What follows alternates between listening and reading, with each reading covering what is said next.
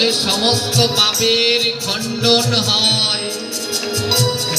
প্রশ্ন করতে পারেন বাবা, তাহলে এত নাম করি কই আমার পাপের তো খণ্ডন হচ্ছে না?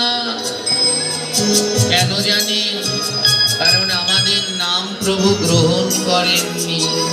বলে তাহলে এই নামে কি কাজ হবে না? বলে অভ্যাস করো, নাম অভ্যাস করতে থাকো, একদিন না একদিন প্রভু নাম গ্রহণ করবে।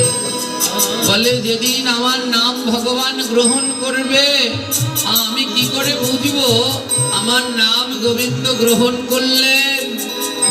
বলে যেদিন নাম করতে গিয়ে দেখবে দুই নয়ন থেকে অঝোর ধারায় ঝরছে, সেদিন বুঝে নেবে তোমার নাম আমার অনাদিরাদি গ্রহণ করেছে।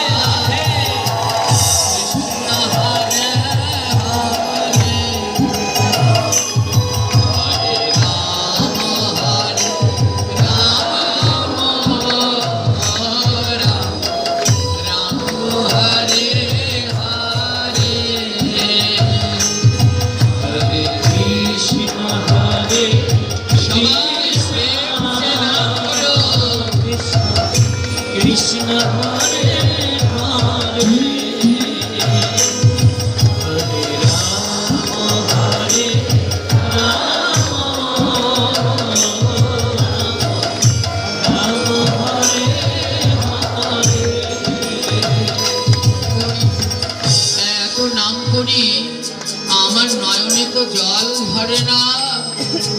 মহাজন বললেন তাহলে মনে রাখবে তোমার ভক্ত কৃপা হয়নি, কারণ এই নয়ন